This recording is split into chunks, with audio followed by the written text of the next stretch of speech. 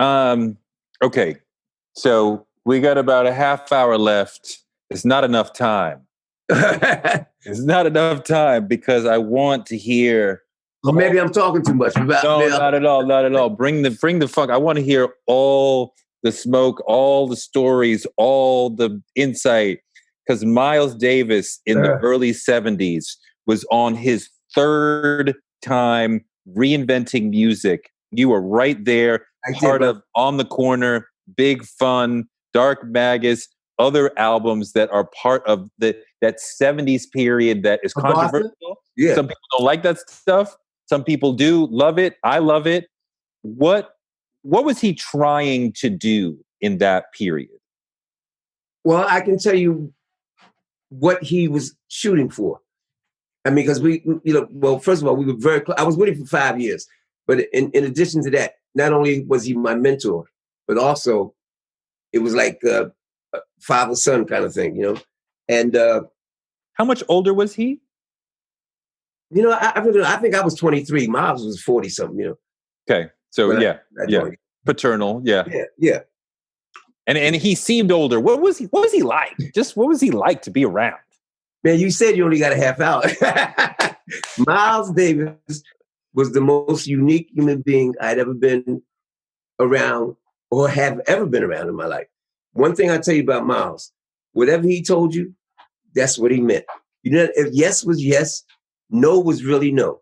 But the lessons that I learned from our conversations was like, he would tell me things about the utilization of space. Like, don't play all the time. Lay out. Let the music breathe. What you don't play is more important than what you play. When you cross a bridge, burn it. So you can't even go back to something old. And that was his quest was always pressing the boundaries. One day I was laughing. I said, man, well, you play like you don't have a rear view mirror. He said, yeah, I don't want to see where I've passed. You know what I mean? Got to keep going forward. Don't look back. And I think I tried to do that as I moved out of like avant-garde jazz through my pop and R&B and funk career. Always know what time it is and when it's time to change. See, people get stuck in this quicksand of sameness. You go, same thing. I heard this 10 years ago. I buy your new album. It sounds like the old album in a new package. But always move forward. And what he was shooting for was this combination of musicians that could bring forth this new equation that required people rethinking. I'll give you a story. We played, the first time that band was seen live was at Lincoln Center. And I remember I was in this dressing room when this quote unquote jazz critic came in.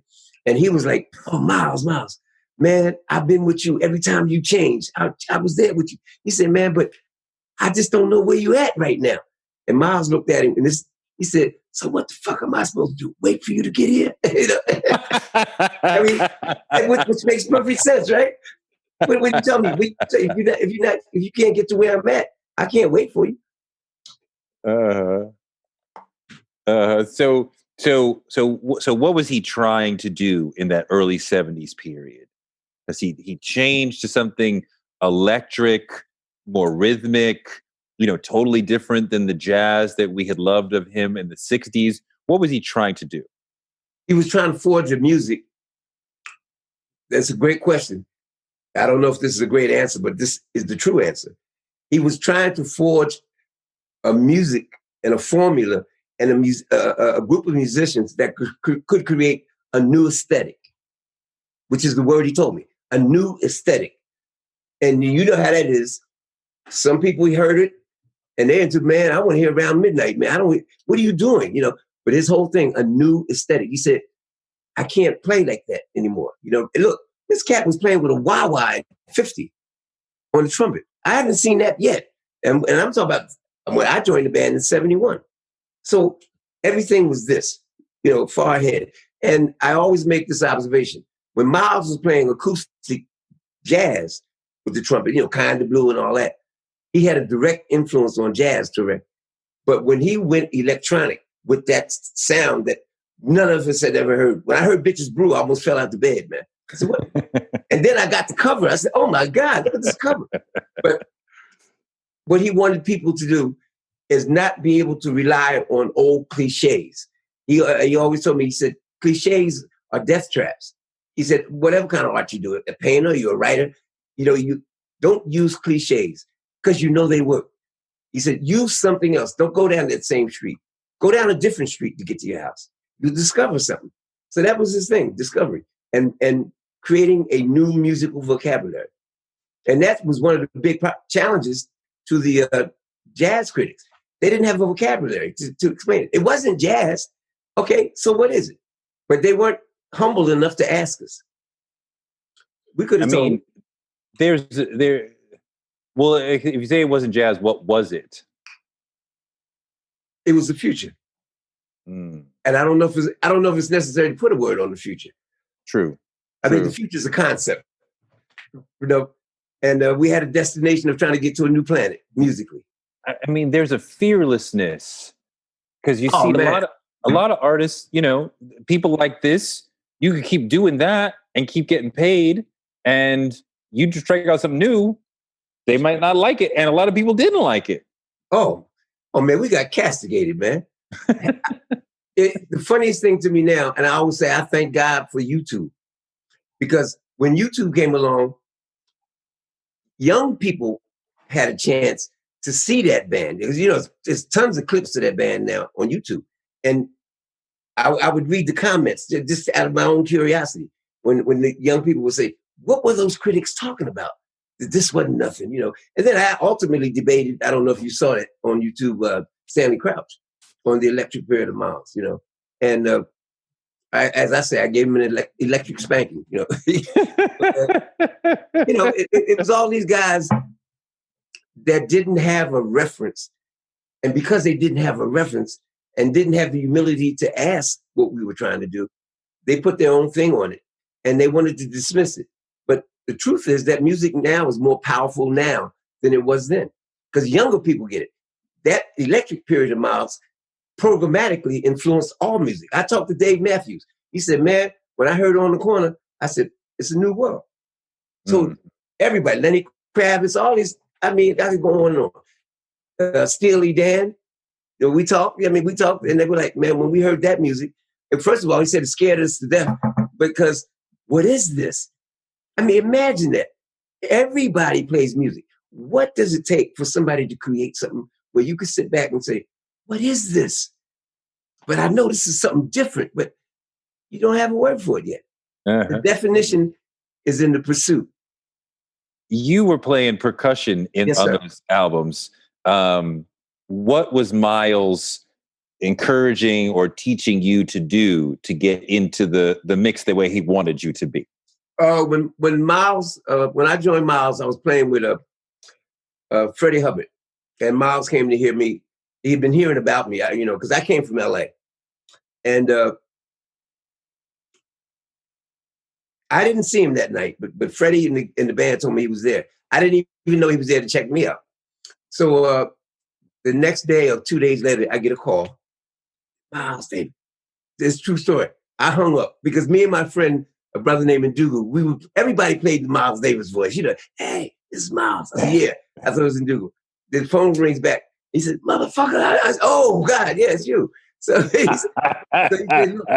He said, what are you doing for the next 9 months? I said, well, what you want me to do? He said, I want you to be in my band. So when we met, I went to his house.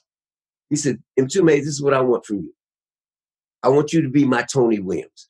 Now, if anybody knows anything about Miles, Tony had all the He said, I got the trap drummer. That's the regular drummer. I just want him doing 2 and 4. I want you to lead the rhythm, to change it up, to go. And so he and I would go like this every night, and change it. And no one had ever given a conga player the facility and the license to drive a band. And when you listen to that music, you see I'm all over the place. Sometimes the band's in 4/4, I might play 7 against it. We had all kinds of ways of experimenting with time. So you were leading him? No, lead what we call it, leading. Not leading. You don't lead the band leader, but leading the direction of when it felt like the time or the rhythm needed to change. Because the drummer basically was going, he's a great drummer, Al Foster, but that's what Miles wanted then, was just doom, pat, doom, pat. And I go, blah, blah, blah, blah, blah, the kind of stuff Tony was doing, man, the intricate stuff. But he put that in the hands of the conga player, and that had never been done. Do you have, because you guys toured all over, right? So yes. you must have some great, wild Miles stories. So let's hear some stories about the great Miles Davis. First tour, 71, we play in Germany. And Miles, he had the mute in, it was a ballad. And you know how you get into that soft place. He's playing a beautiful, beautiful little melody. And this guy gets right under the stage with his camera, and he keeps flicking the bulb, and it's going off. And it's disturbing Miles. So Miles does this, gives him emotion, please move. The cat doesn't move. He continues to flash pictures. So Miles takes his trumpet. I'm looking at this, unloosens the spit valve, and all the spit falls on the guy, man. And the audience applauded, because he was a drag. He was drag. But I'll give you one that's very serious. And to me, the most touching moment that I've experienced in my life about music, giving me a lesson about music. We were playing in Beirut, Lebanon. And at that time, I think that was 73. They were at war with Israel. And so the president's son came to hear us. And so when he comes, it's like maybe 50, 70 soldiers, armed soldiers, machine guns, to surround him for security. We're playing. And again, and the music went all the way out of space. Because you feed off of what you're being given. I'm looking at soldiers with machine guns. So after the set, we go back. It was a big tent. And we sit back there talking about, yeah, man, that was a great set. All of a sudden, we hear, and the guns being cocked. First thing I'm thinking, damn, I'm going to get it over here, Then the next second, this guy busts through the tent. And the soldiers are trying to grab him. He runs to Miles. Miles is sitting in a chair. He falls on his knees, Touré, grabs his legs. He said, now I can die. And look, I'm like, what is this? Now I'm thinking, this cat got a bomb? And he starts crying. He said, man, your music saved my life. He said, I walked 50 miles to come to this concert. Now I can die. And look, wasn't a dry in the tent, man. And even Miles had a little waterfall, And that's when I realized you never know who your music is touching, man. Can you imagine that? This cat broke through guards to grab him and tell him, now I can die because your music saved my life. And I think that's the highest thing I can tell you about him and his effect on the world. I'm sure you got another story about him. The cat was crazy. This one was personal. A lesson in improvisation. So we're on tour. I take, I used to close the show out. The band would leave the stage. So I would take this solo. And I felt this particular night, it's one of the best solos I ever took, and I'm a little pumped, like walking off the stage. I'm like, damn, yeah, standing ovation, the whole thing. And a voice comes to me in the back of my head, right beside me, and said, that wasn't shit. I turn around and smiles. And he said, man, forget all that standing ovation. He said, man, stop playing what you know. Start learning to play what you don't know. Now, first of all, I got to figure out, what does that even mean? Yeah, I've heard that from other people. What does that mean? What that means is stop playing that same way. Don't use, again, the cliche is the trick. Like, Touré, if we went to a concert, the singer, let's say the singer ain't really connected with the audience. So what do? Hit a high note. Everybody goes, yay. So you do that with your instrument. As a writer, writers do that sometimes. You have little tricks. Stop using those. Find other tricks. Use other streets to get to that destination. And that's what I began to understand what he was saying.